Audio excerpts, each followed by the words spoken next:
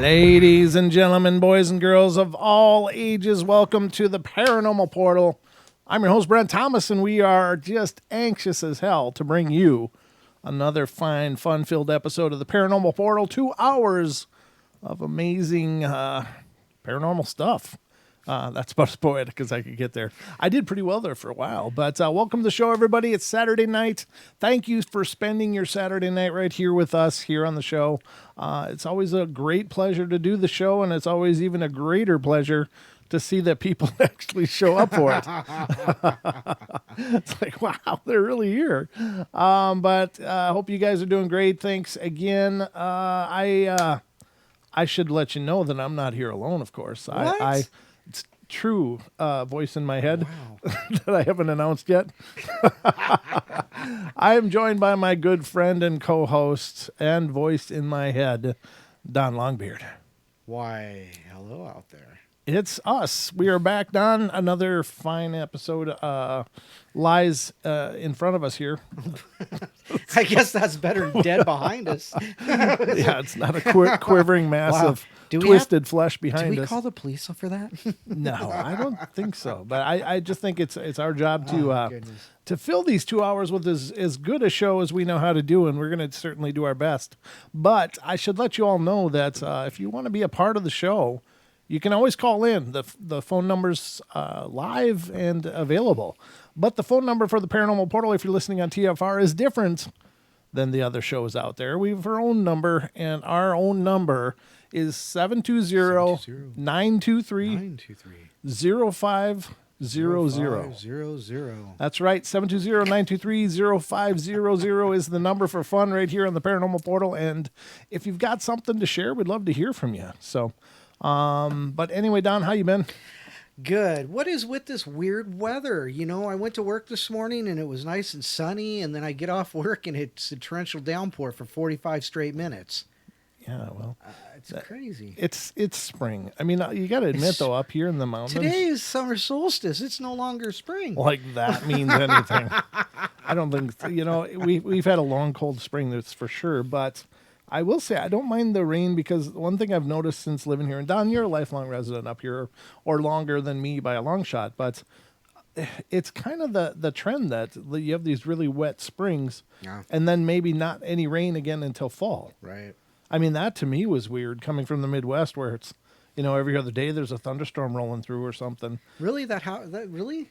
Because Quite often, we've had so many thunderstorms this year. Yes, that's been cool. It's been weird, with the thunderstorms, the torrential downpours for anywhere from 45 minutes to 2 hours, and then it just stops and sun again.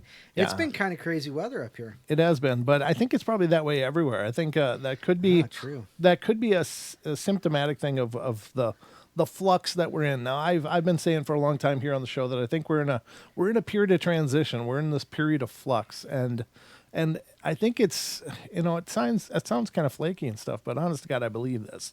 Like we are emerging maybe as a higher vibrational consciousness than what we were.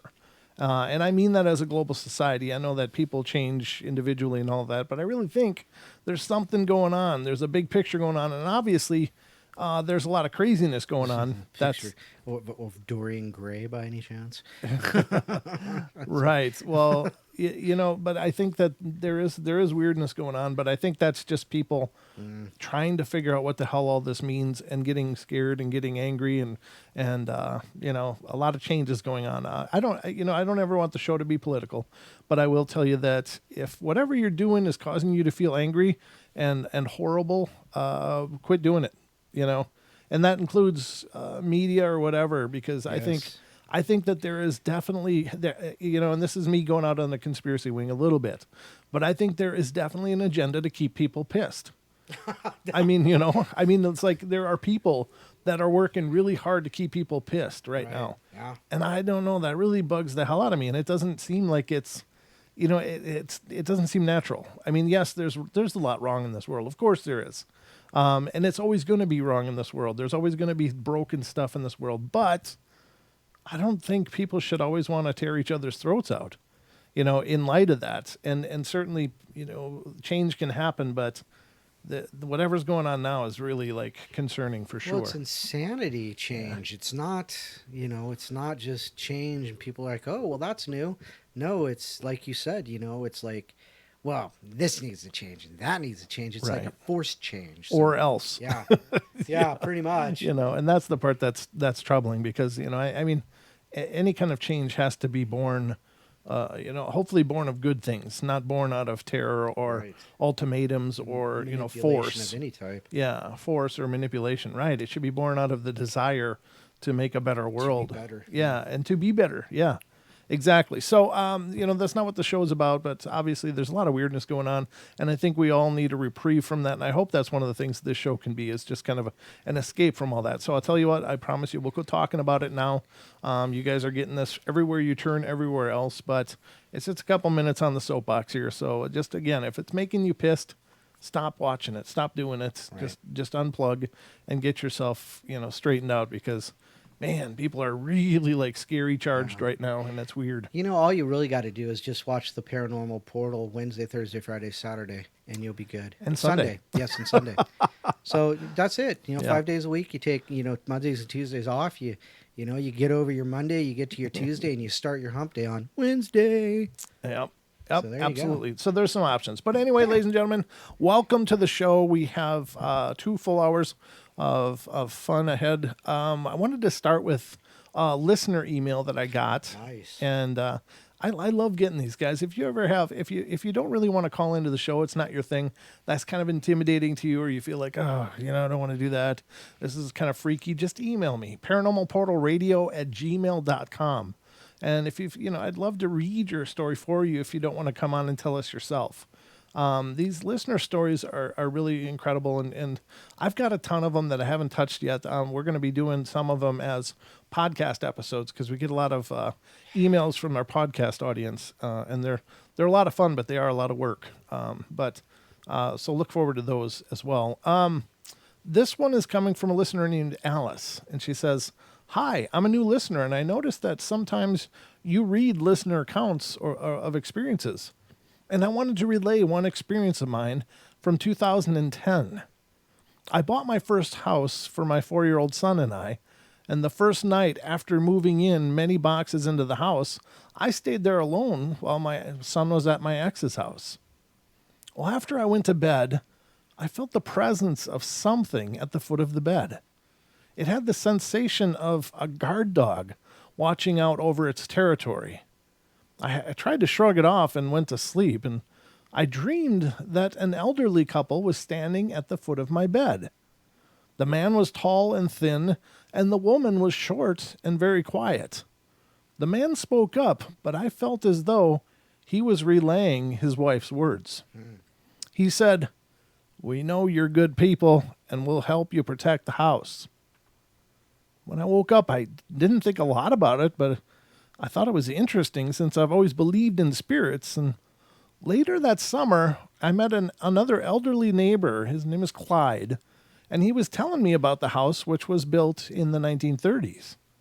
We began by describing the couple who originally built the house, and that he was tall and stringy, and she was short and quiet, but that she was definitely the boss.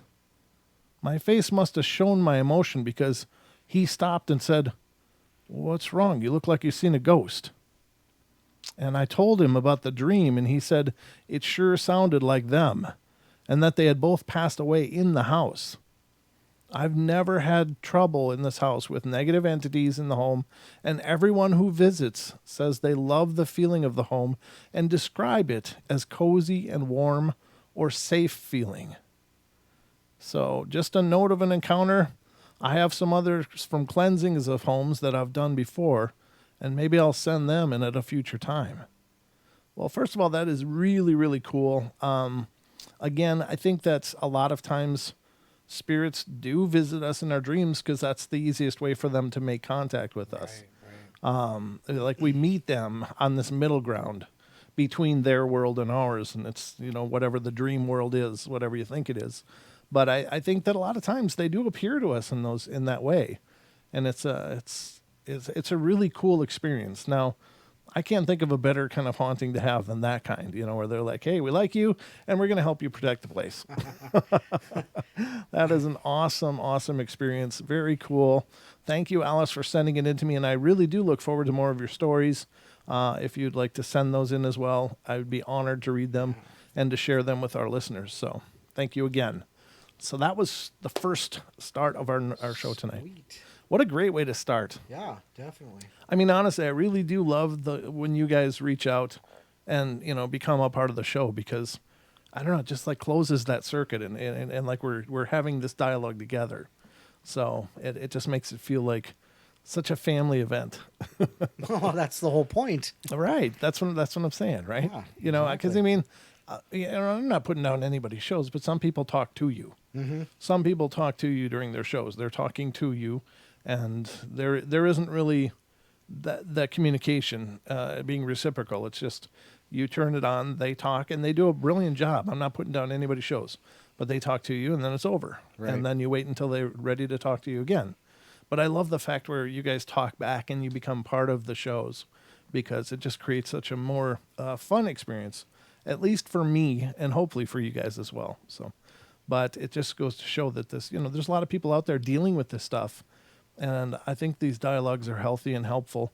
And when you send something in, if you don't choose to do it by yourself in person or as a guest on our podcast or by calling into the live show, if you don't, if you choose to do it in this way, it can still help other people, because other people are out there listening and they go, hey, you know what? I had an experience like that too. And then they'll step forward. So it creates this dialogue, this continuing and evolving dialogue. I think it does anyway.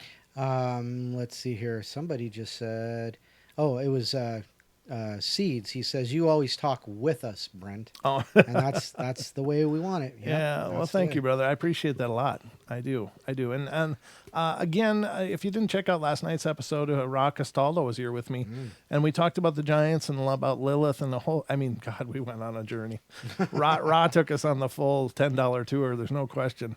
But it was a good dialogue, good discussion. I learned a lot myself, and had a great time with Ra on the show. So if you didn't listen to it, I do apologize in advance for the sound quality. Was a little flaky. There's some crackling going on the YouTube copy of it anyway. You can also go to tfrlive.com /shows/paranormal portal, and you can listen to it there either way, but just some options. But I do apologize, because apparently the sound was terrible. Mostly just on YouTube, is what I understand, that the TFR copy didn't sound bad at all. Interesting. Exactly. It makes it so much more weird. Well, yeah. Well, in nights like tonight, when we don't have somebody on with us, we don't have that extra channel open. Right. So it sounds a lot cleaner. So, it's does. probably that Skype connection, that added Skype connection. Well, here's the thing. And I know it's a big thing for our area, is that they're just now is becoming this emerging fiber optic Right.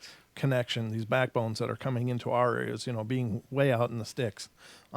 It's a big thing, and it's certainly something that I want to do for the show, and I know that you're looking at the same thing. Oh, yeah. But it's like what the best connection I had available was the cable. And the backbone here is really pretty aged for the cable backbone.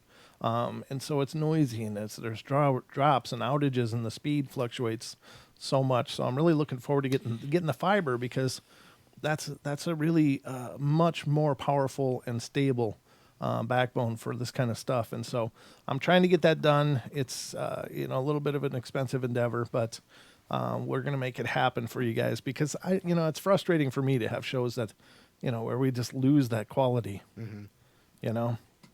But anyway, tonight we're also going to be talking about some curses and stuff, ladies and gentlemen. This is a topic we haven't done too much on the show, but Don and I were discussing it earlier, and we thought, that would be kind of new and different for us to talk about some of that. But before we do that, Don, what do you say we visit the hot sheets? The hot sheets are coming to you. And it comes with its own theme song, ladies and gentlemen, at no extra charge. Yeah, apparently so. Stay tuned for more of the musical Oh, stylings of Don Longbeard. We just lost 5 people.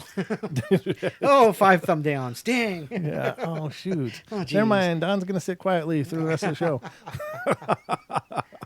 Did they come back, Don? I don't know. We just got 5 more thumb downs. Oh, no. That's too bad. Well, you have to keep talking then, brother. All right. So the first one, this is the 40 singular40.com. It's a site. Again, we have no affiliation with them whatsoever, but I love this site. I love the work that the Waylands do, or Waylands. I'm not sure how you pronounce the last name. I think it's Waylands. But they do just a fantastic job, and they've done a lot of documenting a lot of the winged humanoids, like Mothman-type sightings that are happening in the Chicago area, and there's apparently a lot of them. And so they do just a generally good job documenting these paranormal stories. So I always like to give them a plug because, there's a lot of sites on the interwebs dealing with the paranormal, but there aren't a lot of great sites that are dealing with the paranormal. Yeah, And broken links. Yeah, broken links, or they're just really, half-assed kind of articles and stuff, and it's like, so these guys really put their heart in it, and it shows. So I always like to promote it because, we do use it from time to time here on the shows. But this one is talking about a pro soccer player. Guillermo Marino once claimed alien abduction made him late to training, says former teammate. I wonder what the coach looked like after that. Yeah. That's a great picture. Hey, Guillermo, why don't you stop in the bathroom here and pee in this cup, will you? I'm not making fun of alien abduction. Obviously, I think it's a very real phenomenon, but it's not what you expect to hear from your pro athlete for missing training. Not exactly. So let's get into this. It says, it was an interview with Lado Bi Gustavo Lorenzetti that said former teammate Guillermo Marino once claimed that he was late to training session because he had been abducted by aliens. Lorenzetti said Argentinian front soccer star, or former soccer star, used the excuse while they played together at Universidad de Chile. The pair played there under manager Jorge Sampaoli from 2011 through 2013. And Guillermo is a friend who football gave me, like Matty Rodriguez, Lorenzetti said, regarding this story that Guile, I guess he calls him Guile, but wants me to tell. The truth is that I doubt I should tell you, because he's going to receive calls from channels of other information and not from sports, but I'll explain it because he asked for it. He says that he arrived late one training because he was abducted by aliens, and he gave us this entire explanation of what he felt and the rest of it. There are cases where the player says, I left and came back 2 days later because I was kidnapped by aliens, but Guile is not that kind of player. Guile was a very proper guy. Everyone knows Guile Marino. He started to explain that he was suddenly lost and abducted by aliens. He explained that they take out your soul, analyze it, and all the while on the journey, they are looking after you. He said something like that. During the interview, Lorenzetti expressed belief in Marino's experience. Wow. Is it possible?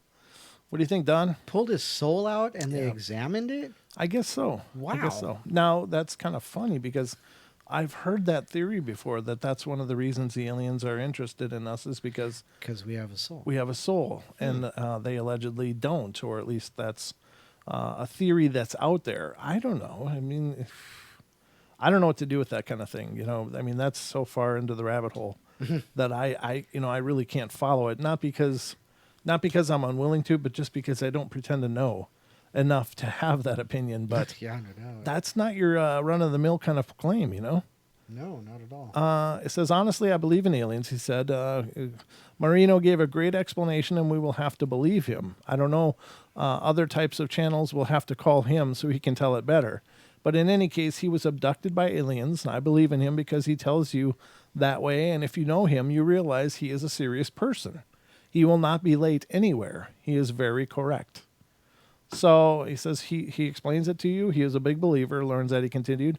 He reads books about it, so I didn't have any other option but to believe him. Because with the seriousness that he told it to us, we have to believe him. Wow. Well, there you go. I mean, why not a soccer star as well? I mean, why is it? It doesn't always have to be, people, from one area or anything. It's a sampling of our people, I guess. Did it say where they're from? Well, they were playing for Chile at the time, Okay. so I assume they were in South America there. Yeah. I don't know. Very weird. Not your run of the mill late for training kind of excuse.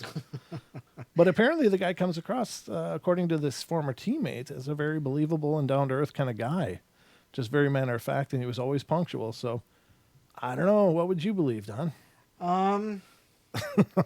Each their own. Yeah. I mean, what it does. It really comes down to it doesn't really matter why you're late. Sure. You're late. Yep. That's the it of it to me.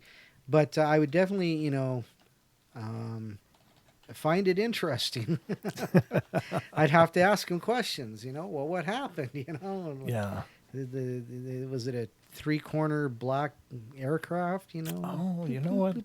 I was just checking out Twitter as I was posting tonight, and Tony Merkel had highlighted this. Apparently, somebody else on Twitter apparently got a pretty good video of a TR-3B, or what Tony thought was a TR-3B. Wow. And was trying to get him on the confessionals. I hope he gets him on there because I'd like to hear the story. Yeah, definitely. About that. But the video clip is out there on Twitter. If you look at Twitter, check out the Confessionals podcast Twitter account, and I'm sure you'll see Tony's remark there about this, and the video clip is there as well.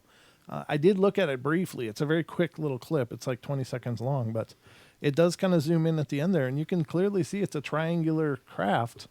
And of course, if you're familiar with the UFO lore, then triangular craft are oftentimes believed to be man-made or reverse engineered from what crashes have been recovered. And could it be? Well, I guess it could be. If it depends on if you believe in the breakaway space program. I do personally. I think it makes sense that there are these projects out there that are absolutely hidden from everybody, including the military, and only on this very specific and direct need-to-know basis. Yeah.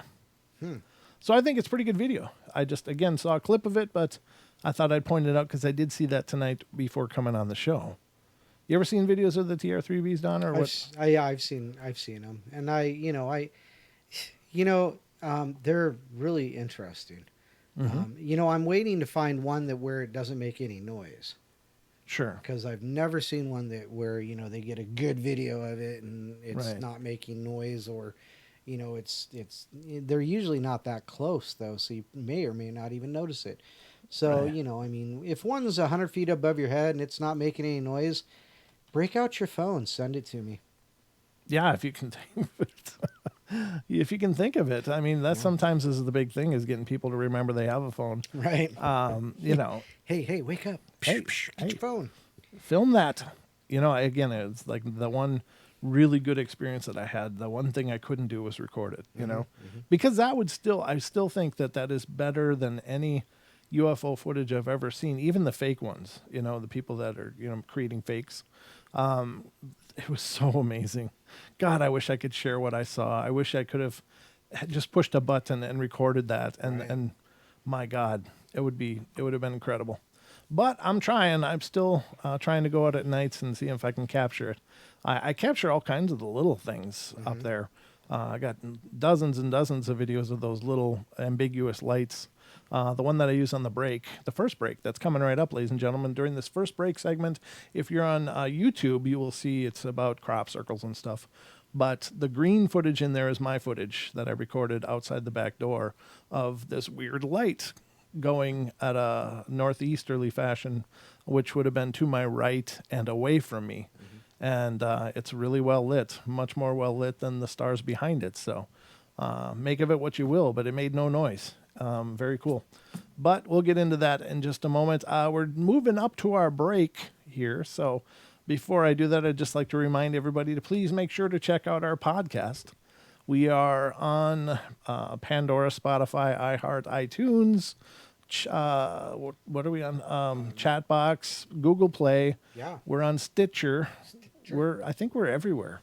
I think everywhere there is podcast platform, you should be able to find the Paranormal Portal. So we'll have a new episode coming out tomorrow. That should be wonderful. It's a cryptid episode, so I hope you guys will check it out. Let's see, and should be released somewhere in the afternoon.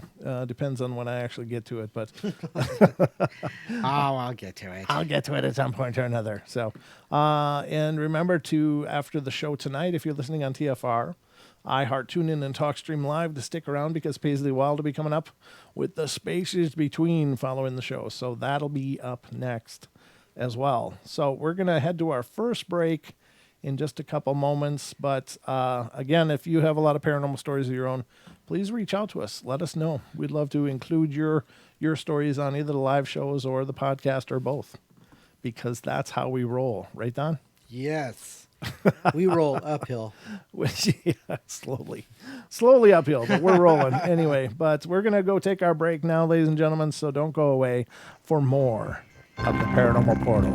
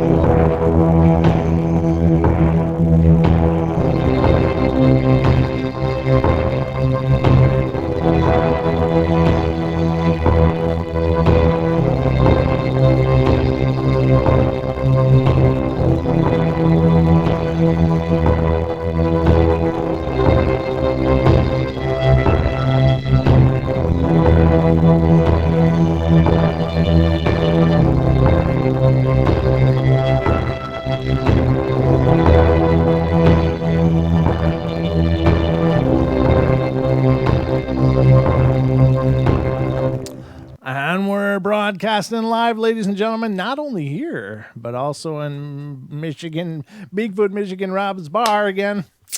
So you know what that means, ladies and gentlemen? That means they need to buy me a drink. Be sure to tip your bartenders and waitresses. Oh, that too. That too. Take care of those people working hard to keep your libations fresh and flowing. That's all I got to say. And watch the Paranormal Portal. When you get home, make sure you subscribe. And hit that like button. Yes, please. And comment. Absolutely. Even if it's just say hi. Just say hi. Anything. Just love us. Please. No, I'm just kidding. Oh, goodness. But welcome, everybody, to half hour number 2 is now underway here on the Paranormal Portal. And we got a lot more weirdness to get into before the end of our journey tonight. And why don't we start, Don, with... Are you ready for it? Sure. I'm not. That's what I'm delaying for. There, now I'm ready What for are it. we waiting for, Brent? How are we going to start the show? We are waiting for me to click on the right tab so I can Sweet. start reading about it. Brent and his tabathon. I got a lot of tabs open here, ladies and gentlemen. I ask a lot of my computer, but oh, you know what? We actually have a phone call. What? Let's get to the phone call first because participation is premier here on the portal. And this is area code 480. You're on the air. Hey, Brent. Hi, Don. This is Jess. Hi, Jess. Hi, Jess. How are you? Good. Good. I want to wish you a happy Father's Day tomorrow. Oh, thank Brent? you. Thank you very much. Yep. I get one day other than my birthday, and I'm going to make sure to get some mileage out of it. Ah! I'm not sure if Don's a dad, too, but, you know, if he has any pets. Happy pet parent We day. like to call him Daddy. No. Whoa, slow your roll, bro. Mac Daddy? No. Oh, wow. And thank you, Rob. We appreciate that, brother. That's very beautiful. Oh, Master of the jug. Yeah, that's me. That's right, ladies and Yeah, gentlemen. I noticed he had his jug today. I so do, yeah. Yeah, he's got his how about jug that? His lucky jug. of swill is ready to go. So, but how you doing, Jess? How are you?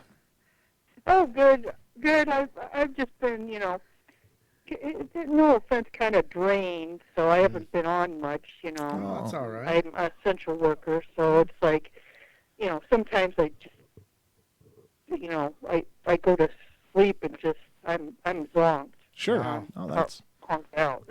that's just the real life. So- That stuff happens for sure. So get your rest. I know, but it seems like it's, like you said, everybody's in a crazy uproar, and it's just, you know, it's draining. Mm-hmm. Yeah, You it know, is. It kind really of. is. Yep. No, I get that. I agree. I You think.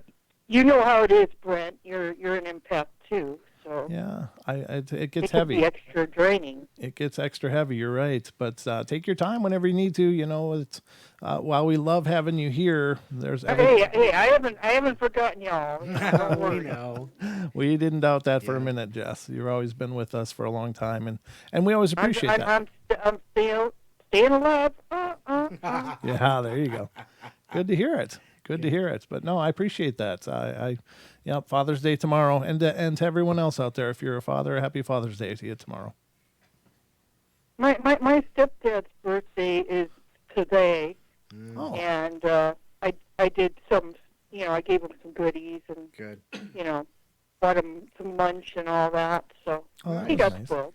Nice. that's good. Good for you. You're doing it right, Jess. You're doing it right. But And I got some goodies for Father's Day separate. I'm not one of those that, oh, here's one present for Right. that's okay. I mean, everybody's got to be frugal, but no, that's cool. That's cool. Hey, any update on your ghost dad in Minnesota? Oh, you know what? Apparently the lights still get turned on and off, and he was, what was it, the other, about a month ago, my mom was telling me that she was in the bathroom brushing her teeth in the morning, and she was watching the news. The news was on in the living Yep. room, and all of a sudden it changed to like 50s music, and she went back in there, and the channel had turned Oh, wow. from like channel 4 to like one of the 500 something channels where there's music. So To Texas Ranger? No, I'm joking. No, it was just To the music. Texas Rangers. Yeah, but keep up on his rerun. his walker, yeah, I think he's got them all memorized by now. So I'm sure he does. But yeah, no, he's apparently still around. It'd be interesting. It'd be interesting if he would come into TV like the poltergeist, except for a good, a good ghost. Yeah, That'd be interesting. I wouldn't want my mom to get too freaked out, but Yeah. it's kind of at a good pace now.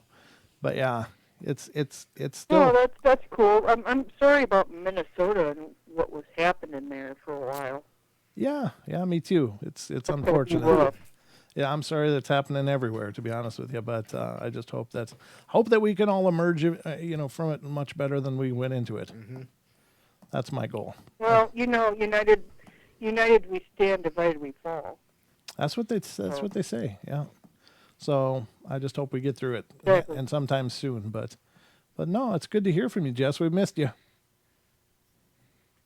And I'd like to say, give a shout out to Ethan and his Texan vibe, his friendly Texan vibe, and say hi to, of course, Duke. Yep. Oh, very good. Yeah, for sure. And Mogi on Monster. M&M's in the house here. Yep. Awesome. Yeah. I wonder where MCAT is. I Oh, don't know. I wonder where MCAT is. He's probably Well, driving 200 somewhere. Him, if he's hearing me. Yeah, I'm sure he's out there listening, wherever All right. he is. But you take care, Well, Jess. well, you have a great Father's Day, and I'll be in the chat. Peace out. All right, peace out. We'll Thanks. see you later. See you now. Oh, there we go. All right. So, thank you for the call. It's always great to hear from you guys. It's not always has to be just paranormal related. It's sometimes nice to just say hi. So, let's see. What we're going to get into now, ladies and gentlemen, is some curse stuff. And this is, I think this specifically, I don't think we've ever talked about on the show before. At least I don't remember talking about it. Do you, Don? No, not really. We've touched on it, but not really talked about it, I think. Right. So what I got here is an article from the occultmuseum.com, and it's The Curse of the Mummies. Was there really a curse on Tutankhamun's tomb? And now here's the thing. I know that a lot of people, there's two really huge camps on this. Yes, it was. No, it wasn't. And it's a bunch of bunk. But let's get into this and just find out what this is all about and see what they have to say. I don't know what to think about this. Personally, as I understand it, a lot of these potentially curse activities may just have, were much more natural than they were led to, or were hyped up to be, but we'll see. It says William John Warner, also known as Count Lewis Hammond, was an eccentric Irish astrologer and occult figure in the early 12th century. Early 20th century, sorry. Before he, you think that's funny? You think that's funny? Whatever, beard. Go nuts and say. Before he rose to fame, sometime in the 1890s, he toured across Egypt, and during his travel, he met with a sheikh who was infirmed with malaria. As Warner had acquired some expertise in medicine, he was able to cure him. Whilst the sheikh recovered, he and Warner became close friends. Wow. That water's got some kick. He and Warner became close friends, and it was upon learning of Warner's interest in the occult that the sheikh thought of the perfect reward to give him for having cured his malaria, a mummified hand. Wow, that's a gift that keeps on giving. If there was ever such a thing as an ordinary mummified hand, this gift was by no means that. No, this hand had belonged to the daughter of a heretical pharaoh, presumably Akhenaten. She had fervently defied her father's religious views, and he, knowing his God's law must be upheld above all else, had his daughter taken advantage of and killed. As a further insult, the pharaoh had her hand cut off by the priest and buried separately, for she had converted to the old religion, which held that the body must be intact so as to be able to enter paradise in the afterlife. That's horrible. The sheikh claimed that for over 1,000 years his tribe had held the hand in their possession, and so it was that the gift was given. For the next 30 years, it would remain in Warner's hands. Yeah, that is kind of geeky, isn't it? It was in 1922 that Warner noticed something peculiar. The mummified hand was softening, with what seemed to be fresh blood running through new veins. Wow. Terrified, Warner decided to dispose of the sheik's macabre gift. He determined that on All Hallows Eve, the night when the veil between this world of the living and the dead was at its thinnest, he would burn the Pharaoh's daughter's hand. Ooh. With the mummified hand engulfed in the heat of the fire, Warner read from the Egyptian Book of the Dead, and it was then that a great wind rushed through the house and opened the door to his study. Emerging from the darkness was the ghostly figure of an Egyptian princess dressed in royal finery. She walked towards the fire and extended out her stump of an arm. She had no hand, just the pitiful remains of a wrist. Taking these remnants, she cast them into the fire to burn alongside her hand, and then the specter vanished, and so did the hand. According to some reports, Warner was subsequently hospitalized and overcome by the shock of encountering the ghostly princess. Just 4 days after these events, Lord Carnarvon and Howard Carter discovered the untouched tomb of Tutankhamun. And it was the greatest archaeological discovery in Egyptological history. Upon hearing the news, presumably from his hospital bed, Warner wrote his friend Lord Carnarvon? I don't know, I'm having trouble with that name. An urgent message. And it says, I know now that the ancient Egyptians had knowledge and power, of which today we have no comprehension. In the name of God, I beg you, take care. Only a few months after, Lord Carnarvon would be laid to rest after a mosquito bite took his life. And if newspapers are to be believed, more than 20 others connected to King Tut would follow him to the grave. Stories like this one, which tell of cursed mummies, have abounded for centuries.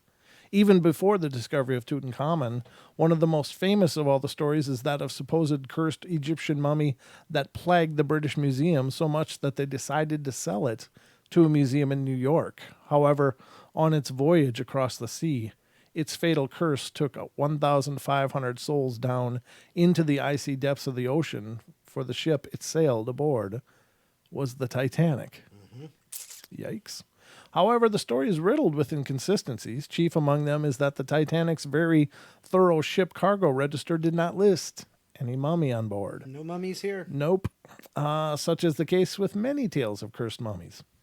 King Tutankhamun's curse. It's supposedly the deadly curse of Tutankhamun, which is said to have claimed more than 20 lives. However, the truth of this story is questionable. In the decades that have followed, many have highlighted the resentment of newspapers at the time who felt snubbed that Howard Carter had sold his exclusive media rights regarding the discovery of Tutankhamun to the Times of London.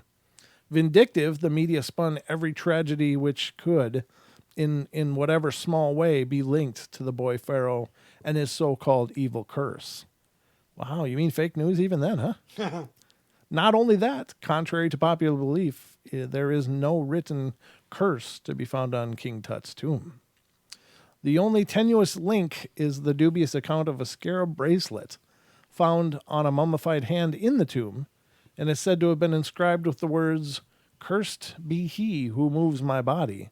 To him shall come fire, water, and pestilence." This bracelet was later gifted to Bruce Ingram. Wow, why would you gift that? Whose house subsequently burned down, with his land being flooded during the Reconstruction, and there's no explanation for this. However, the account is once again corrupted with inconsistencies, with its supported inscription having at least two different possible wordings. Undoubtedly, this story is suspect. It must also be noted that out of the 58 people involved with the excavation of King Tut's tomb, only 8 died within the first 12 years, with many living to reach ripe old age. Carter himself, the lead archaeologist of the excavation, didn't die until 17 years later at the age of 64. Therefore, there's much evidence to indicate that the curse of the mummies is nothing but an urban legend, concocted by sensationally driven media outlets Furthermore, it has even been suggested that Carter himself helped fuel the flames of the supposed curse in order to make sure people stayed away from the excavation. Oh, That's probably good thinking. that's believable. Yeah, that's a pretty smart move there. Hey, tell them there's a curse. They won't come rob this. Good thinking. Then we get, that being said, there have been numerous reports of people falling ill whilst in possession of a mummy, or having entered a mummy's tomb. Usually such illnesses are defined by respiratory problems. In 1955, Dr. Jeffrey Dean from South Africa suggested that the supposed curse of the Pharaohs could be attributed to a particularly deadly fungus that is known to grow in bat guano and can cause a potentially fatal disease called cave sickness.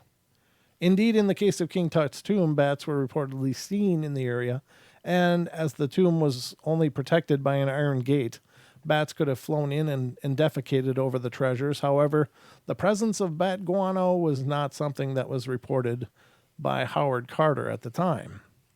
Cave sickness is not the only possible explanation. During the process of mummification, toxic substances could have been used.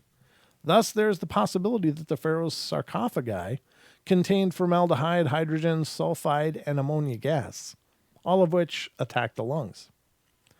This is definitely known to have been the case when 12 scientists excavated the tomb of King Casimir IV in a cave in Poland in 1973. 10 of the 12 scientists subsequently died. When one of the survivors tested some of the samples from the cave, they found a deadly fungus, which is aspergillus. Whilst fungi and poison gases may account for some of the instances of supposed curses, there is more to this phenomena. Ooh. Power of the written word. Undeniably, there is something about pharaohs' tombs which captures one's imagination.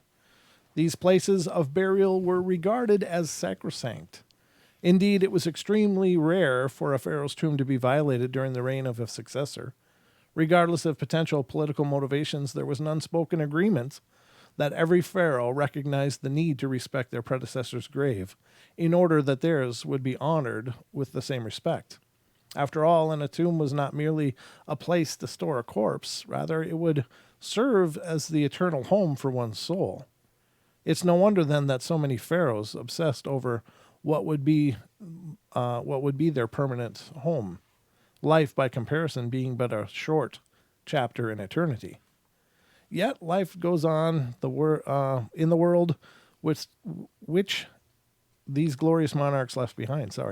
Respect was costly. In fact, revolutions occurred, often in part due to the high maintenance costs needed to preserve the graves and pyramids of so many pharaohs. I suppose that's some pretty big real estate to deal with. One inexpensive way to deter people from grave robbing, and even more so its successors from pilfering the valuable goods stored in graves, was through curses. As such, these ancient kings were obsessed with the power of the written word. The use of curses was all the more important during times of dynastic instability. One such era was during the Old Kingdom, when a common curse read as follows: "As for anyone who will do something evil against my grave, remove any stone or any brick from this my tomb, enter upon these my images in my purity, he will be judged regarding it by a great God. I will wring his neck like a goose or a bird, and cause those who live up on the earth to fear the spirits who are in the west. I will exterminate his survivors, and I will not allow their forms to be occupied." Wow. That's pretty harsh. Yeah. Yeah. Ring them like a goose. Or wow. Understandably, such curses have had a very strong psychological effect throughout the ages. Any archaeologist working in Egypt, no matter how skeptical, will no doubt feel the foreboding presence of an ancient being admonishing them for tainting their holy edifices with their presence. This is pretty long, isn't it? It's almost done. It's almost done? Yeah.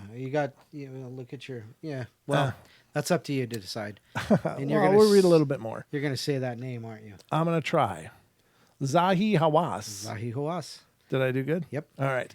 A respected senior Egyptologist and former minister of antiquities in Egypt, has reported such encounters with curses. During his work excavating mummies in the Bahariya oasis, he encountered a family of mummified ancient Egyptians.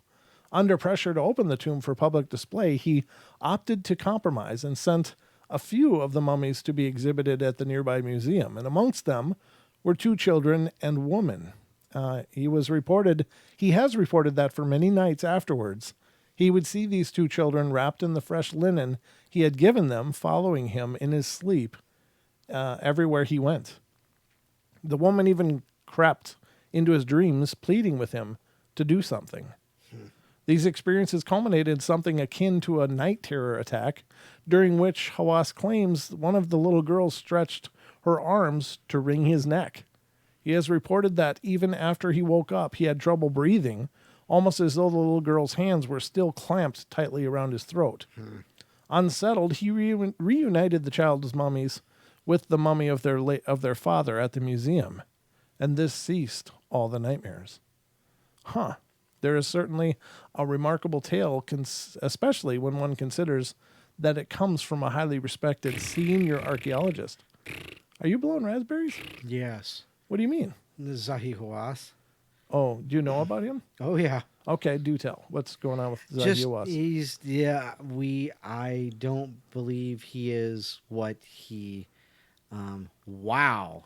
Thanks, Rob. Yeah, $28. I'm gonna go over 100 shots. I won't be around. Nice show. Thank you, BMR. All right, I love you. Zahi Hawass. He's always stepped in front of. A camera? He's the only one who can ever do anything. Well, when he was the lead of the museum, whatever, the curator, whatever he is, lead BS artist. I believe that he has done more to step in front of actual investigation and research. Yeah, I think he had bosses that may have been like blocking some of the stuff that we should know about him. Blah blah blah, kind of Smithsonian kind of stuff. Oh, okay. So there's a lot of intrigue around that name. Yeah. Okay. Well, I didn't know that. Yeah, when the word Smithsonian came out, it made all that makes sense. There you go. Well, that was just a little article. I mean, there's more to it than just that, but that was the gist of it. Sure. And here's the thing: I will say that there is power to suggestion. There's huge power in suggestion, and especially in dealing with people who are very superstitious and who are very geared towards believing wholeheartedly in the power of the spirits and their influence upon the living. So right. I gotta say, if I was an ancient Egyptian and my body was laying buried somewhere, I don't think I'd like it for somebody to come and make a doorstop out of it. Like, here, we're gonna put you standing up in our museum. You know what I mean? It's just, it does seem like it's an insult of a sort. Yeah. It's like, at what point do our bodies become a decoration? Now, I will say that we obviously learn a lot through excavating and looking into the methods and measures of our ancient societies. But I don't know, if you start moving bodies around and stuff, you know what I mean? It just seems weird to me. Yeah. Yeah. I mean, anyhow. Well, take it for what it is. Take it or leave it, whatever. But I don't know. I will say that I do believe curses are a real thing, but I by that I don't mean that necessarily these mummy curses and stuff are going to cause havoc and kind of like the Mummy, the movie The Mummy. That was all about the mummy's curse. It's a Hollywoodization of an idea that I will say that I think people curse each other all the time. Right. Of course we hear of curse words, and I don't mean just profanity. Right. But what I mean is uttering things in anger, uttering hateful phrases with purpose at somebody, I think acts on that person as a curse. I think that unless the person really is good about clearing their energy, something of that sticks with us, and people cast negativity towards other people, that does have an effect, and that is a curse. Right. I think that it's important to be mindful of where we send our energy and how we send our energy, because it does have an effect. It's not just, oh, I got over it, I'm better now. Right. I'm not mad anymore. Well, right, but all that crap that you sent is still out there somewhere. I mean, we are creators. We are creators.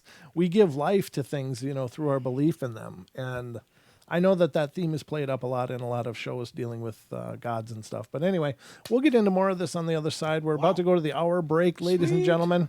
So don't go away for more of the Paranormal Portal. We'll be right back.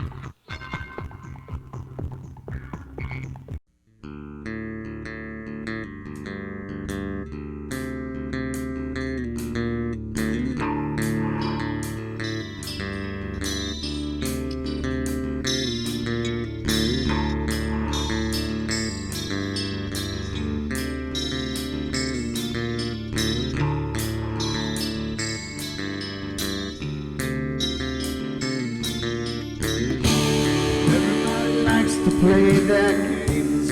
Everybody loves to place their bets.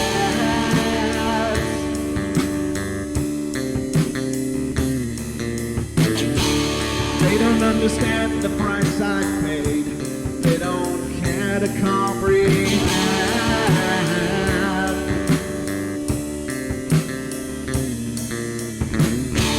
Trace their lines upon my body, dripping scars across my heart.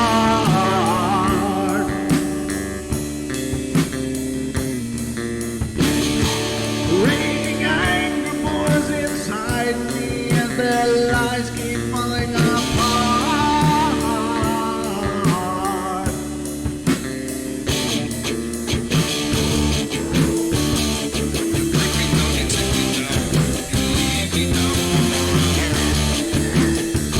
But I'm not talking yet. I'm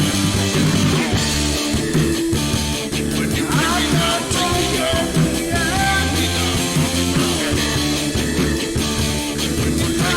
talking yet.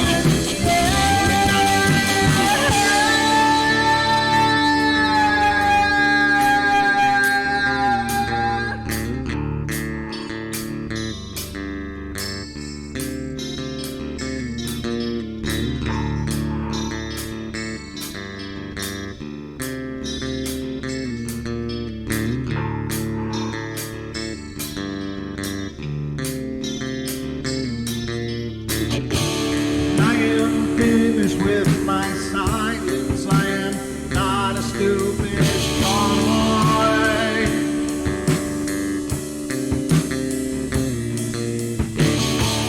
No more breaking me with kindness. Just you dance upon my joy.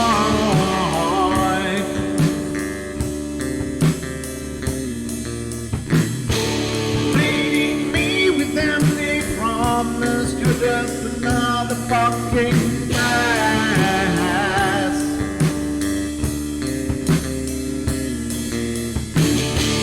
Taking off the slice of my sanity. Just make sure that you're well fed.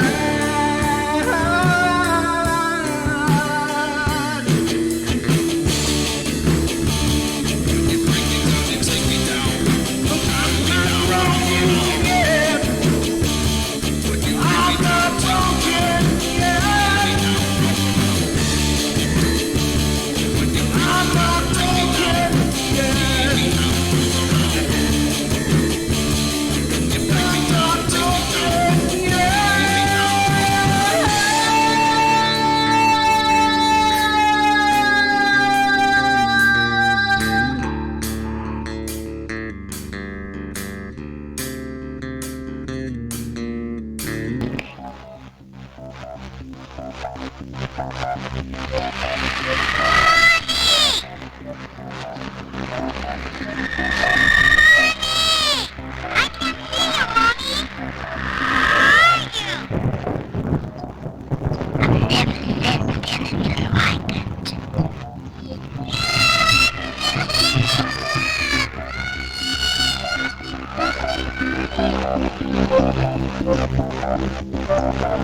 Caroline is not like those she's with. They're attracted to the one thing about her that is different from themselves. Her life force is very strong. It gives off its own illumination. It is a light that implies life and memory of love and home and earthly pleasures. Something they desperately desire, but can't have anymore. Right now, she's the closest thing to that. Poltergeists are usually associated with an individual. Hauntings seem to be connected with an area. A house, usually. Poltergeist disturbances are of fairly short duration, perhaps a couple of months. Hauntings can go on for years.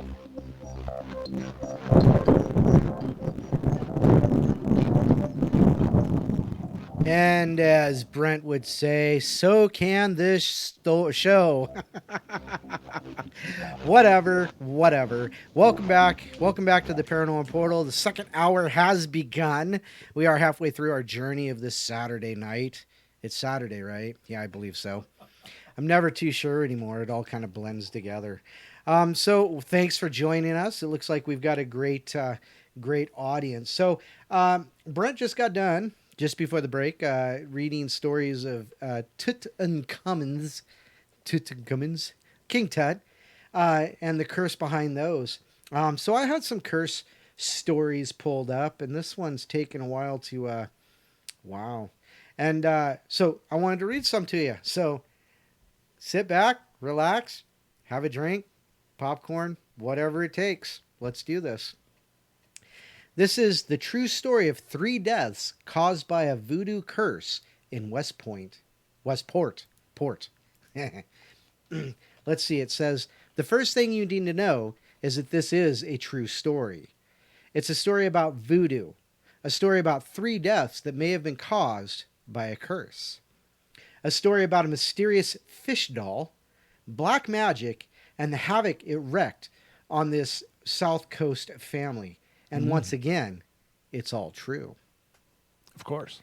I first came across this tale when I was working on my book, Haunted Objects, Stories of Ghosts on Your Shelf, which I co-authored with my friend Christopher Balzano, another longtime friend, John Brightnam of New England Paranormal Research, answered my call for stories of haunted or cursed items with a story that might be unbelievable to most. But to some who understands the dark and mysterious nature of superstitions on the South Coast, stories of the fantastic are not so uncommon. John was requested to come help a woman in Westport. We'll call her Amanda, and we'll change all the names too, with paranormal activity that had been going on in her house, which had been where she grew up with her mother, sister, and brother. All 3 had recently passed away, and the home had been plagued with phenomena such as objects moving on their own and doors that would open and slam shut. Amanda saw a mist come up from the basement doorway, and her young granddaughter said she saw her dead great-uncle Roger near the staircase. The home had previously belonged to Amanda's mother, Esther, who had lived there into her 90s despite failing health. Also living with her in the home had been Amanda's brother Roger, who was in his 60s, but was also quite ill himself. He had shouldered the burden of caring for Esther, even though the younger sister Vivian was also living there, but refused to help with Esther's care. Roger was out of the house one day, and Vivian saw her chance. She told her mother about how her brother wasn't going to get any better, and that he may try to put her in a nursing home to rot and die. Hey. Vivian swore to Esther that if she signed the house and everything else over to just her, she would see that Roger couldn't remove her from her beloved home, and she could die there with dignity. She signed everything over to Vivian, including power of attorney. Well, Roger was furious when he found out. After all, he was the one sacrificing his time and apparently his own health to care for his mother. And on top of that, Vivian lied. Once Esther signed everything over to her, she put her mother in a nursing home anywhere and told Roger he had to get out of what is now her house. Esther died shortly thereafter with no cause of death ever determined, according to medical records. 2 months later, Vivian suffered a ruptured spleen and died unexpectedly. Roger gave in to his own health problems a few months after that, and within the span of 8 months, all 3 had died. Amanda inherited the house and everything in it. She wanted to sell it and be rid of the reminder of all the family drama that she had to watch from the sidelines. It was while she was cleaning out the house that she discovered the altar. Ooh. There was a small desk in Roger's room with 3 or 4 candles placed across its surface. In the center was a strange box. Before he took ill, Roger was a successful commercial fisherman, and Amanda thought that it might have been something he had come across in his travels for work. The box is about 8 inches long and 4 inches wide and almost looks like a jewelry box. Inside was a stuffed toy that appeared to resemble a fish, even though it was old and faded. Tacked to it were 3 photographs, 2 of which were people she instantly recognized, her sister Vivian and her mother Esther. Little stick pins had been inserted into the doll in various positions, making it resemble a voodoo doll. There was also a photo of a man that she did not recognize. Also in the box were extra pins, some dried herbs that she thinks might have been sage, and mysterious oils and ointments with no labels. It looked like many of the items were quite old, and perhaps this was something Roger had been practicing for years. Jeez. Although Amanda had no way of knowing, Roger's work as a commercial fisherman brought him in contact with people of various cultures around the world. Sailing out of New Bedford, he worked alongside many seamen from Portugal and Brazil. In Brazilian culture, there's an old form of black magic known as macumba. It's possible that Roger learned this version of Brazilian voodoo from one of his fellow fishermen. Macumba rituals are often used to seek revenge on family members who have done harm, and the rituals often involve utilizing a photograph of a person you want to inflict the dark magic upon. For that reason, many superstitious Brazilians will not allow a photograph of themselves to be given away to anyone they don't know. It's no surprise that after she discovered the altar, Amanda's house was plagued with paranormal activity. Amanda hired a medium to come in and possibly help any restless spirits move on from the house, and to help remove any bad vibes brought by her brother practicing voodoo in the house. The medium explained that the pins that were stuck into the fish doll were arranged in a way that would inflict pain on the intended target. Without knowing about Vivian or how she died, she pointed out that one of the pins appeared to be placed in what would represent the spleen. A shiver went down Amanda's spine. The medium also told Amanda that if she took the box with the doll from the altar and buried it in the yard, then the hauntings would stop. It didn't take, which is why she later brought in John and his paranormal group. They came in and investigated for over 9 hours, but captured no sign of paranormal activity themselves. They dug up the box and the doll in hopes that bringing it back into the house would lead to activity, but nothing happened. John believes it's because the haunting was only meant for the family. The mystery also remained as to who the man was in the third picture stuck with the stuffed doll. Speculation is that it could have been a partner in a fishing business that wronged Roger in some way. That might even explain why the doll was the shape of a fish. When the box was removed from the property, John took it into his own possession before eventually turning it over to the legendary paranormal researcher and haunted collector, John Zaffis. Yeah. All the strange activity reached an abrupt end.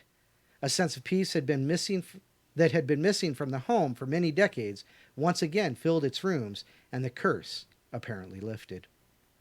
So there you go. That's pretty deep. Of course, whenever you're dealing with anything ritualistic like that, I think I think that those things are incredibly powerful. I will say that I just did a survey of the people in chat. As you know, what do you guys think? Are curses real? And overwhelmingly, the responses were, yeah, they do. People do believe in that, and I agree with you guys. I think it's very real. I think that we do functions of that all the time. So essentially, we're used to hearing about curses and then the negative effects and stuff, but I would just say it's aimed intention. It's energy aimed with intention, and it can be positive as well. I know the term curse obviously isn't known for positive, but I'm just saying the function is positive as well. When you pray for somebody, you are aiming and with intention energy to help somebody, and it does help. And I'm not trying to remove the divine in this formula at all, but I'm just saying we as people have this. Hey, thank you, Managard. Cash for beards. It's just that we do aim intentions at people all of the time.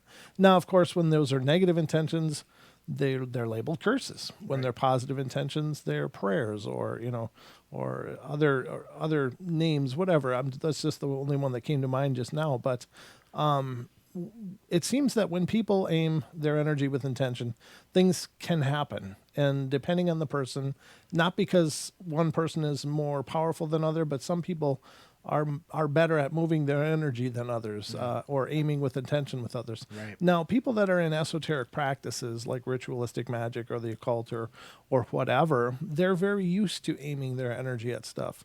And I would say that it's like any other muscle that you exercise. It's like I couldn't go into a gym and, bench press 500 pounds. Right. Maybe my intention would be to go in and do that, but I'd have to start out with, much lighter weight, much lighter weight, and then work my way up to it. But, it's like anything else. If you're practicing using your energy to help or to affect things in your world, it becomes stronger. Your ability to aim that and to channel that energy to its purpose becomes stronger. And so I think that curses are very real. And I think that people, as I talked about a little bit before, I think we inadvertently aim curses all the time. Right. And that's what I think the biblical reference about let no unclean words pass your mouth is about. It's not about, saying profanity. It's not about that. It's about saying mean and hurtful and hateful things, because we do send that out. And I think it's because we are imbued with divinity because, in my opinion, this is my opinion. It doesn't have to be anybody else's, but this is the soapbox I'm on right now. We are these created beings. We are created from the divine. We have a divine spark in us, and whatever verbiage you want to give that is fine. It doesn't matter.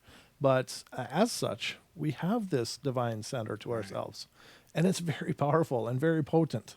So be mindful of what you send out into the world, and therein comes the law of karma and things like that, where what you're sending out is what's going to resonate and come back to you. What comes around goes around. Yeah, and then there's the law of threes or the law of sevens, depending on which version, Right. Whatever you're sending out can be, multiplied by 3 and sent back. So send out the good stuff. But I think curses are common. We just don't know that they're curses. Right. And the amount of energy that you put into it, whether it's, thought energy or actual, verbiage, that you send that vibration out, it can have, drastic effects on how that curse is manifested. It's one thing, to say, it's for somebody to tell you, I hate you. That's a curse. Yes. That's just a simple curse. I hate you, which means as far as they're concerned, you'll never be good enough for anything, no one will ever like you, that kind of thing. Yeah, exactly. And so, it just goes from there, even the childhood words, which are usually, in my opinion, a lot more harmful than the adult words, because we learn over time how to defend ourselves against them. Sure. So when a child says it, that's how they're feeling at the time, and it's pure. It's just like, bleh. And it's like, whoa, hold on, hold on. but you're right. Our intent and what we put out there, whether it be a thought vibration, a thought form, Yes. or verbal verbiage, which is vibration, Hmm. and what you're feeling at the time, all has an additive effect. Right. So yeah. And so you got like in that story, there was these little representations of the people. Right. Those are utilized as a. I mean, in and of themselves, they're just these little fabrications. Right. But they become visual focal points for people to use to aim that energy, and it's still all within the person.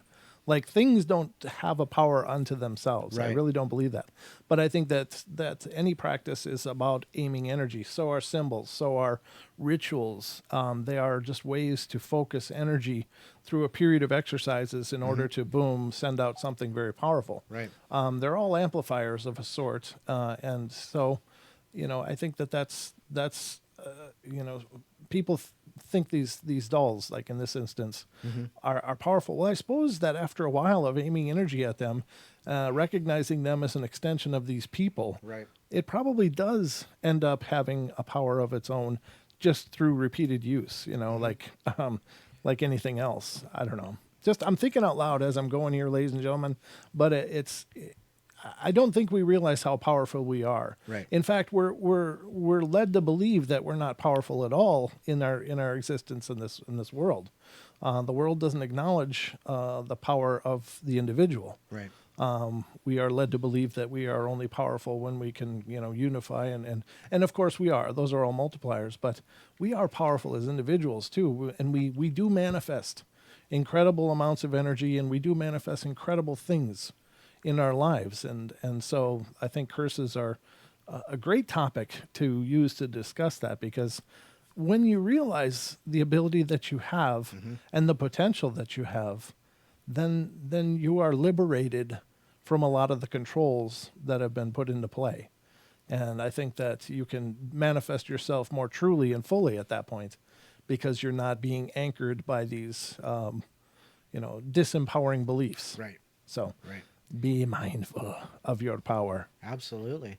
And so, yeah, just be, if you're going to say something, make sure you mean it, that's, Yeah. that's the terror right there. Sure. So, Absolutely. I'm just checking out the chat as we're going. Did you have more, or yeah, I got another one here. by all means, sir? Let's see here. This was how the curse of Timur's tomb changed the course of World War II. Timur was one of the most ruthless invaders in the history of mankind. He assumed the title of Great Khan in 1369, and he immediately started a campaign to make the Mongol Empire as big as it was during the reign of Genghis Khan. One of the most horrific actions of Timur is the pyramid he built in North India.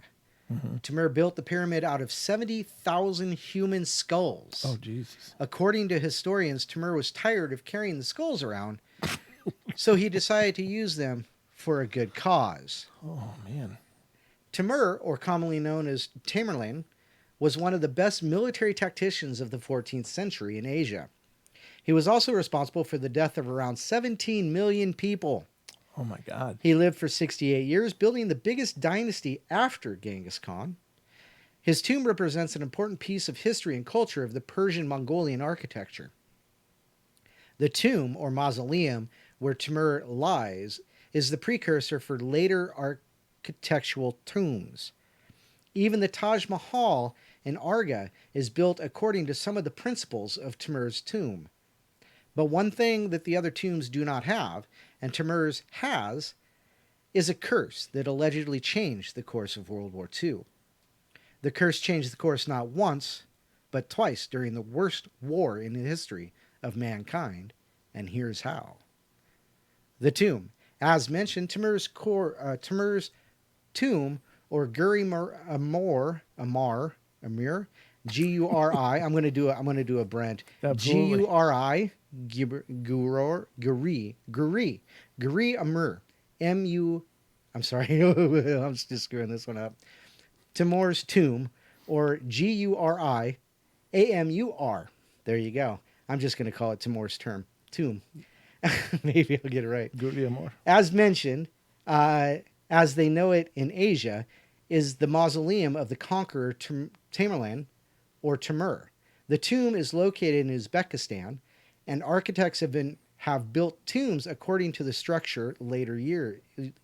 structures years later. Some of the popular tombs that are built upon the model of Timur's tomb are the Hamayun's, Hamayun, Hamayun's tomb, and the Taj Mahal. Today, only the foundation of the tomb and the entrance portal and one of the 4 minarets remain to serve as a reminder of Timur. Who was Timur? Timur was one of the most ruthless invaders in the history of mankind. I've already read this. He assumed the title of Great Khan in 1369.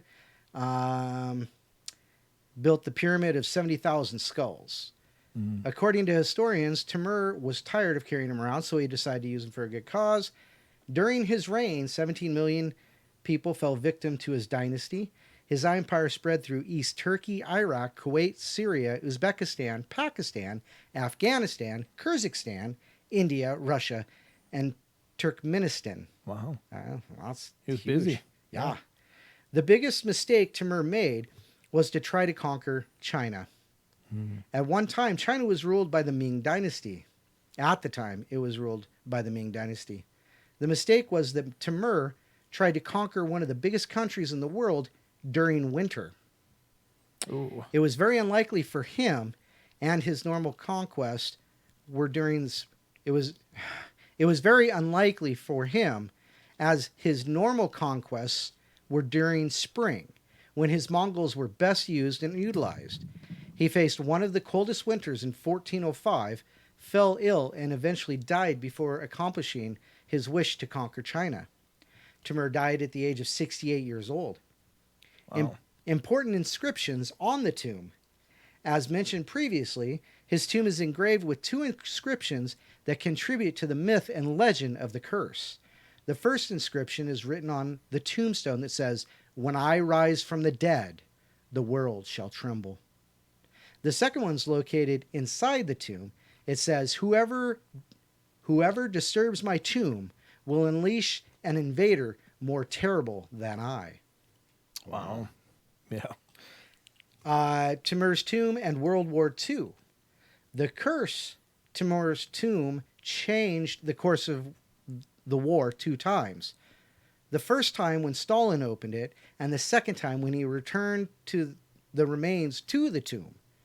Stalin ordered anthropologist and historian Mikhail Gersimov to open Timur's tomb in 1941. At the time, Gersimov was known and popular anthropologist, famous for reconstructing a face from a skull. His job was to do that to Timur's skull, and Mikhail succeeded. Soviets opened the tomb on June 20th, 1942. The tomb was immediately filled with odors of camphor, resin, rose, and frankincense. Research shows that the odor was coming from the oils used for embalming. 2 days after the Soviets opened the tomb, Hitler and the Nazis invaded Russia. The invasion came without formal declaration of war. The operation was known as Operation Barbarossa. It's worth noting that 3 elder men warned Gersimov and the Soviets that the tomb is cursed and something might happen. The men told the Soviets that the curse takes effect after 3 days. Soviet Union suffered numerous defeats at the hand of Hitler, and even though the Nazis were far from conquering Russia, they made progress. Then, after a few months, Stalin started believing in the curse and ordered that the remains of Timur be returned to the tomb. Stalin ordered the process done with full Islamic burial rites. The Soviets returned the remains to the tomb in December of 1942. Nearly a month later, the Nazis surrendered and Stalin won the Battle of Stalingrad. The battle remains as one of the bloodiest in history of mankind, not just of World War II. Wow. So there you go. There you go. You don't piss off those old tombs. I'm telling you. There's hell to pay.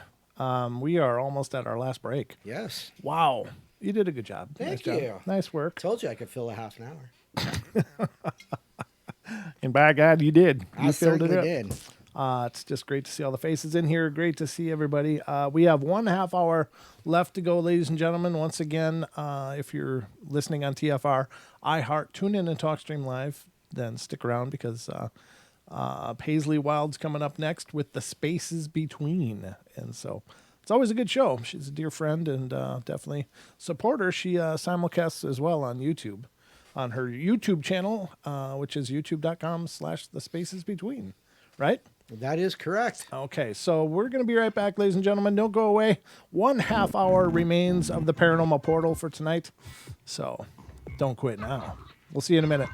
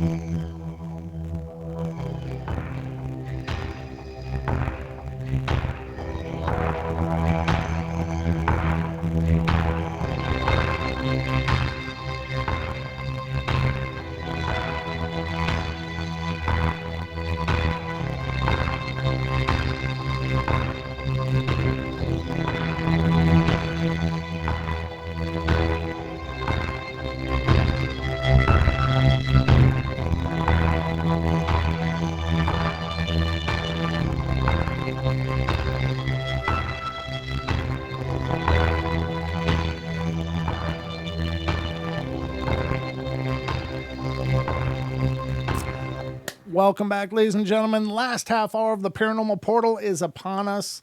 These nights go so fast. It's crazy fast, but once again, thank you to everybody who's been tuning in and is riding the night with us.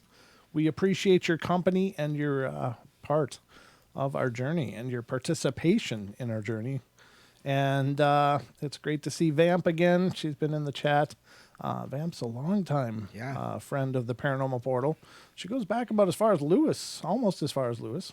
Lewis is like one of the OGs. Lewis and Ken are like... Definitely. And Naysay's here too, by the way. Naysay's, yeah. It's great to see everybody, and thank you to all of our old listeners as well as all our new listeners. Mm-hmm. It's fantastic to meet you all. Yeah? Vamp's the one who knows about nunks. Now. In fact, she might have been the one to kind of let us know what the hell it means. I do believe either her or Bella, one or the other. Oh, yeah. Yep. Yeah, that was a slip of the lip. I thought I had a new little cute reference, but a new coined term. I was calling everybody nunks. I thought it was cute, but it was after that I learned that nunks are actually saggy testicles. I didn't know that. I was on that show calling people nunks. Yeah. So that was a great experience. But are you done? No. Okay. Yeah, I was. I thought I'd have a new pet name for our listeners, but I learned that wasn't a good one. Nope. I guess if you ever think you're coming up with a new word, you're probably not. Just err on the side that you're probably not, and if you haven't heard of it before, it's probably because you don't want to be saying it out loud. It's much less on a live stream. Yeah, exactly. That was so. With that brought up, though, remember we talked last week about if you have a favorite episode and you have a scene or a story in there or something that happened, like Brent's sausage comments, then remind us of them. Tell us where they are so we can go get them and create a listener favorites. Favorites. There you go. We're gonna create a listener favorites reel based on any of our old episodes. If you heard something hilarious on any of our old episodes as you're going through the archives on YouTube, say on perhaps Monday or Tuesday when there is no live shows happening and you got a hankering for some Portal, then by all means head to our archives. As you're watching them, if you ever catch part of an episode that you thought was classic or funny, let us know. Yeah. Send us an email with the episode and the basic timestamp. Yep. And we will include your suggestion in our listener favorites. So far, I've received absolutely 0 responses. Yeah, what's up with that? What's up with that, all you Portal people? Come on. And because we want to do like best of reels and stuff, and we've got 750 episodes up there now, so there's quite a lot to go through. And quite honestly, I don't have the time. But if you help us create that reel, we'd love to hear from you. Again, paranormalportalradio@gmail.com. As you're going through these old episodes, you hear something you really thought was great or would like it highlighted on our listener favorites, please let us know. And we'll put that in there, and you'll get credit in the we'll give you mention in the credits. Yeah, absolutely. All of the people who are making suggestions, you will be mentioned in the reel. And we don't need to know about black-eyed beans because we know exactly where that one is. And it's always going to be a timeless classic for the Portal, but there's so many more as well. So if you guys would do that, we'd really love your participation in that project. That's going to be a listener-driven project. As we receive those, we can start compiling that. But if you don't want to see that, that's cool. It's another extra project. I hope we can do, but if we don't get participation, it's not going to happen because I don't have the time for it and Don doesn't have the time for it. So you guys are the only ones that can make that happen. So no pressure at all. No, a little bit of pressure if you want to hear that episode. Lots of pressure. Send us your favorites. Let us know. Let us know if you would, huh? But let's see. I had something here also that I wanted to go through. Not necessarily this one. I got to find it now. Me and my tabs of love. I got flowing tabs of love, Don. Is that what they are now? They are tonight. Sweet. Hey, did you know we got a thumbs down? It's been there for a while, but we got a thumbs down. Yeah, here's my surprise face. It's like every show we get a thumbs down. Somebody wants attention. That's what I'm thinking. I thought for sure I had something pulled up here. I know I did because there was something I wanted to talk about. Here it was. This is something I wanted to talk about. And the reason being is because, let me see if I can find it quick. Somebody on Facebook, a friend of ours, at least of mine, recently posted a picture. And she's like, this is really weird. But let me see if I can find it. Damn. Talk, Don. Talk. Yeah, Okay. talk while I look for this. Well, let 'cause me I really check want to find this it. out. So there was this. Oh, that's pretty long. I was going to read the story. Well, actually, it's not too bad. Okay. Let me see if I can cut through this real quick. Mm-hmm. The evil eye. Oh, yeah. The evil eye, a curse someone could give you by just a malicious glare. Nearly every ancient culture has had some sort of superstition about evil eyes and curses. The curse of the evil eye hasn't changed a wink over the years. It is basically the belief that someone can give you or can send you bad luck your way by giving you the stink eye. That's what it says. Fortunately, there are charms and amulets that can be worn to ward off the bad optic vibes. And even more, fortunately, these charms are hot fashion accessory trends. Let's peer into the history of the evil eye. The curse of the evil eye. The evil eye is a stare, a glare, or a gaze with menace behind it. The typical target of an evil eye curse is someone who is more fortunate than others or who seems to be overflowing in luck. Successful people are often the subject of jealousy and envy, today as much as in ancient times. Many cultures, including the Egyptians, the Greeks, the Romans, the Mesopotamians, and the Celtic people, truly believed that an individual had the power to bring misfortune and suffering to another person simply by looking at them in a malevolent way. The Greek and the power of the eye. The power of the evil eye was so prevalent that much is written about it. For example, around 100 AD, Plutarch, the Greek philosopher, explained in his Symposics that the human eye was a powerful organ that could emit invisible energy rays. Ooh. These rays, he added, were strong enough to kill young children and small animals. Ooh. In about 250 AD, the Greek poet Herodotus, I killed that one, of Emsia, wrote in his work Apocalyptica, I obviously don't know Latin, when anyone looks at what is excellent with an envious eye, he fills the surrounding atmosphere with a pernicious quality and transmits his own envenomed exhalations into whatever is nearest to him. Wow. Blue eyes. Plutarch's writings tell us that the philosopher believed in certain groups of people were better at cursing others with the evil eye. He mentions that the tribe of people living south of the Black Sea were especially good at casting the curse, as were the people with blue eyes.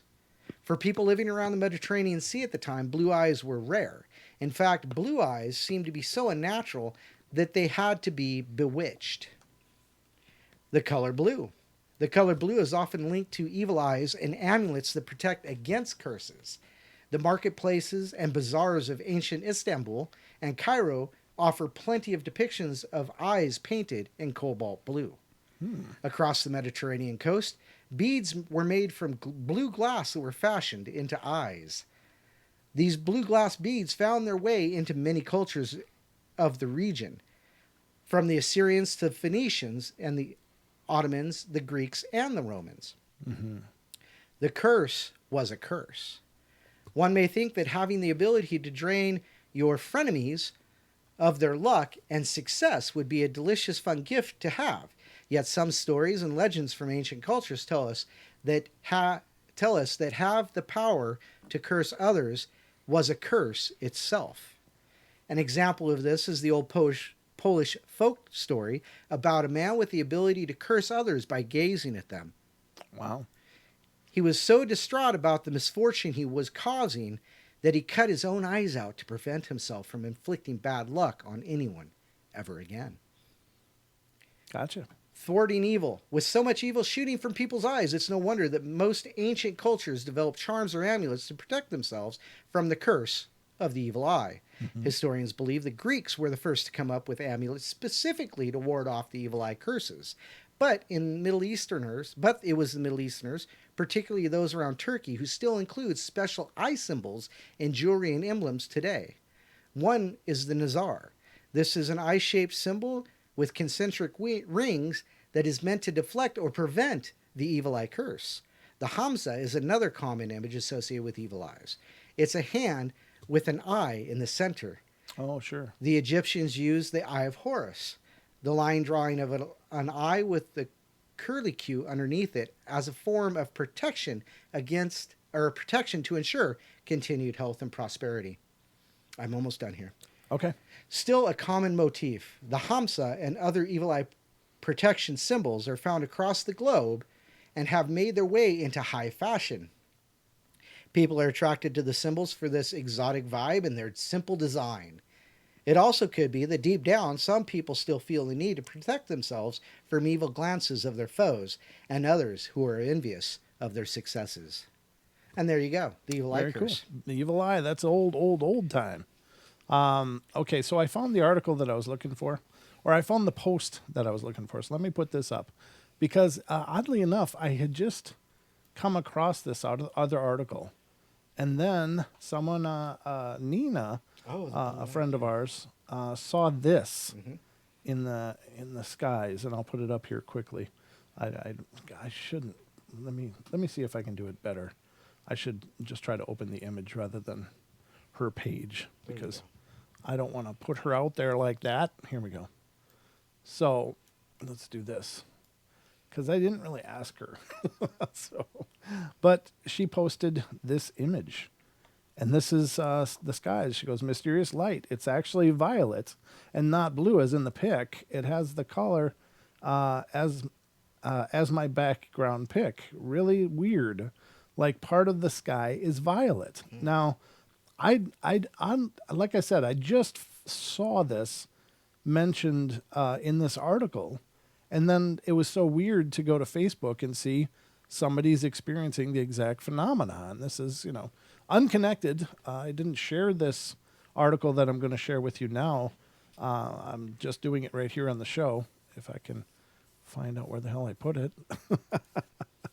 Oh, God. Me and my organization, Don. Oh, boy. Let me tell you. Oh, here it is. Okay, so this is people around the world observe a mysterious blue glow in the sky. Recently, people from all over the world have been talking about strange blue glow in the sky, which they thought was somewhat sinister. The first reports of the mysterious blue glow appeared at the end of last month in the United States, Australia, and Spain. Many eyewitnesses of this incredible phenomena as evidence provided photos and even videos. A few days ago, a video appeared from Madrid where you can clearly see how bright blue light breaks through the clouds at night. Let me put that up, because it's a video, and I can't show you the video. Well, maybe we can show a bit of it, right? Right, Don? If you so choose, it's your show, sir. I'm so choosing. All right. As long as I hope I don't lose this, because if I click on this is going to take me somewhere. No, it should just play in frame, should right? just open it, yeah. All right, let's just play just a few seconds of this. Oh, shoot, let me mute it. Okay, so this is the sky in Madrid, and we're looking for the blue light that's going to break through at any time here. Oh, there it is. There it is. It's popping up there, and I could do it in a bigger version, but that's weird, right? Now they're zooming in a little bit, and look at the intensity of that. I mean, you swear there's a mothership right behind the clouds there. Right. And it's beautiful, actually. I think it's really beautiful. But that's some strangeness going on there. Let me continue with the article. It said this phenomenon was observed for 7 minutes.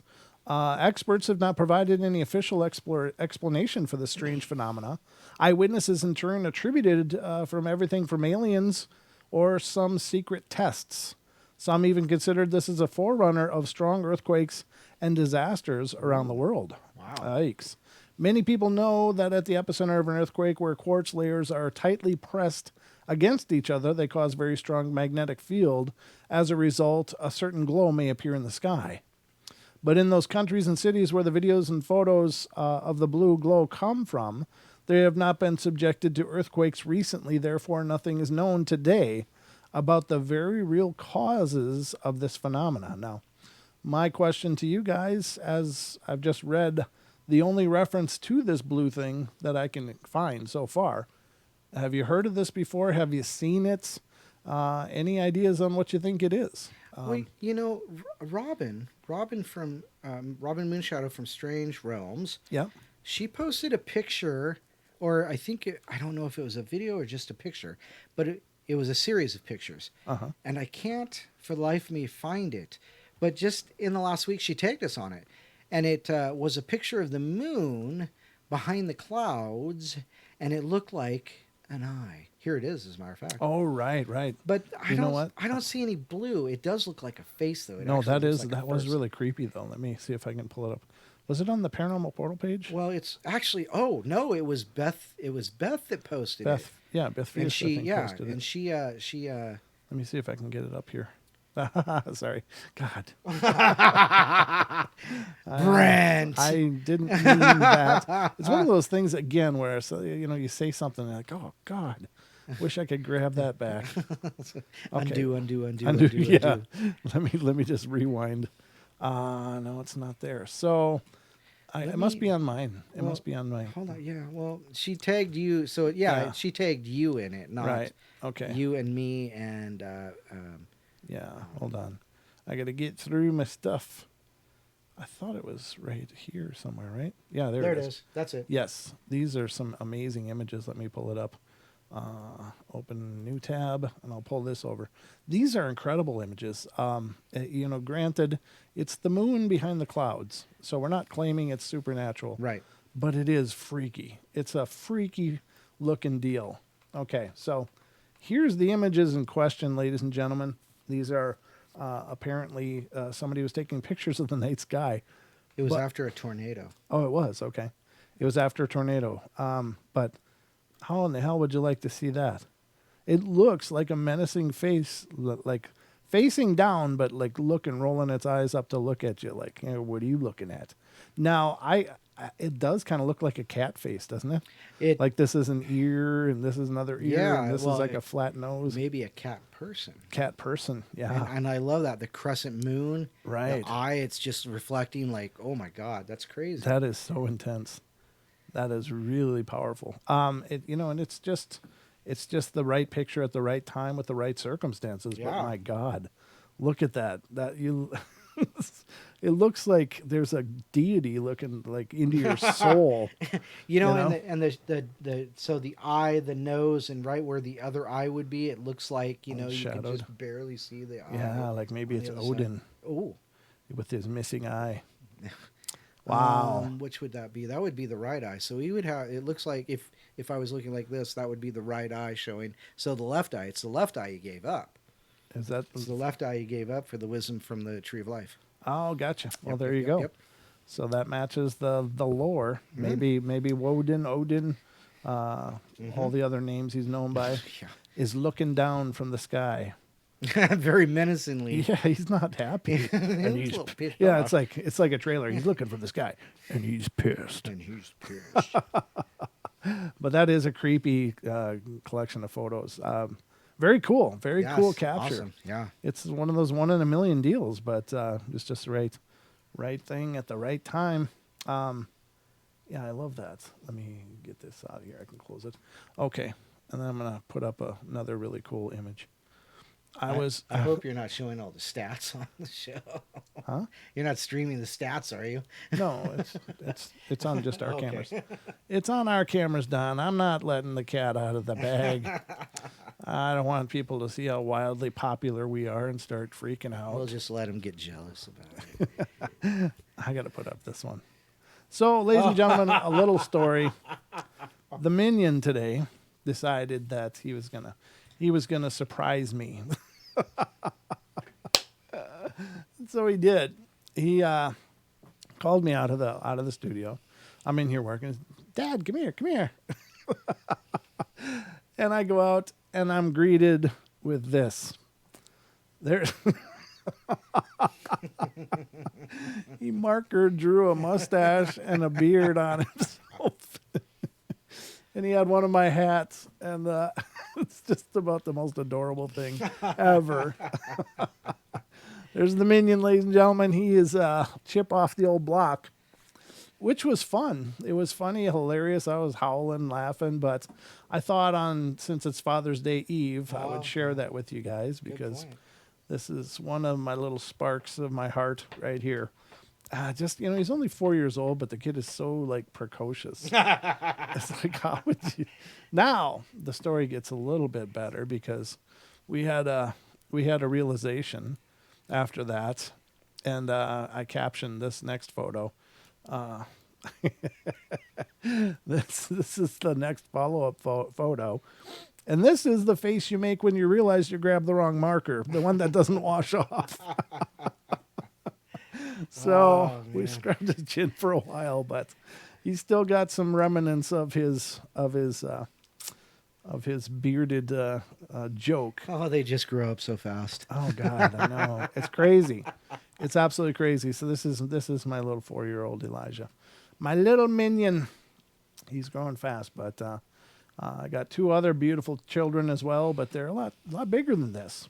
And they don't generally paint beards on themselves, so as a little joke. But this is the extent this child will go to for a laugh. He's the same one that glued my mouse down with That's right. on my desk. It was all sticky, like full of like a glue stick. He smashed underneath. He thought it'd be hilarious if I sat down at my desk and couldn't move my mouse. And he's also the one that pinned a pacifier to the back of my pants before I walked to the store, and I managed to find it before I left. But this kid is a little genius, little comedy genius. But I just want to share that with you, and thank you to all of you who have sent me Father's Day greetings and such. I really appreciate that, and a special thank you to Ruth Ann for her latest card. Yeah, gosh, she makes the most awesome cards. She sends us cards for every solstice and stuff. Every cycle, and it's just really cool. She hand makes them, and they're these really cool works of art. She's just such a nice person. So thank you, Ruth Ann, for that. We both loved it, of course. But I wanted to share that with you. Let me see what we got. 3 minutes now. 3 minutes, wow. I guess that's pretty much a show. I just want to again remind everybody tomorrow a brand new podcast will be dropping, and this one will be a cryptid podcast. It's cat people. This is a lesser known cryptid phenomena than I wasn't even aware of it before it was brought to my attention, and so I looked into it and talked with Duke, and Duke's like, that's a good idea. He said not a lot of people are talking about it. So if you haven't heard of the cat people, you can certainly tune into tomorrow's podcast. That will be released sometime tomorrow afternoon. Ish. Yeah, I'm trying to get them out earlier in the day because I think some people prefer to listen over the weekends. Right. I think other people prefer to listen when they're going to work or whatever. But yeah, it's going to be out there. It's about the cat people, and my guest is Shell Dion, and she and I had a pretty cool talk about it, and I learned something new that I didn't know before. It's a bizarre one. Right. It always amazes me that there's so many things out there that we don't know about. I'm not making any claims about it, but it was a great discussion, and we had a nice time. So tune in. That'll be tomorrow's podcast. Should be Sunday afternoon sometime. And remember to check out Paisley Wild's show coming up next, The Spaces Between. It's always a good time. She's a wonderful friend of ours and works real hard. So hoping you'll check that out. If you want, you can listen to her on tfrlive.com. Or you can go to her YouTube channel, which is youtube.com/thespacesbetween. Spaces between or the space between? Now you're making me doubt myself. Okay. I know. Well, that's where I end up getting problems. Let's see. I've said it like a jillion times, and now all of a sudden I don't remember. It is Slow Computer. It is Slow Computer. The Spaces Between. The Spaces Between. Thank you. Between. Yeah, I'm sorry, Paisley. I don't mean to butcher your show. I know it, but about the time I think about it, then I don't know it anymore. She's been on for over a year now. Wow. Really? Yeah. That's intense. Good job. Congratulations on over a year for your shows. Paisley, if you're out there listening to us, we're very proud of you. You've done a great job, and I know you'll continue to. So I'll be back tomorrow night, of course, with I'll be back. the last night of Night Terrors before Monday, Tuesday off. So I hope you guys will tune in then Sunday night right here on YouTube, 7 p.m. Pacific Standard Time. And I hope you'll join me then. Don, anything in closing? Don't forget teespring.com/stores/paranormal-portal and use the code ID4Portal ID4 Portal will for your save you 15%. 15% on any purchase in our store. So that coupon code is listed on our Facebook page, facebook.com/Paranormal Portal Radio. Love you guys. Be good, be kind, be nice. Take care of each other. Help each other out. Find the magic in every day. And by God, laugh as much as you can. We'll talk to you tomorrow. Good night, everybody. Good night.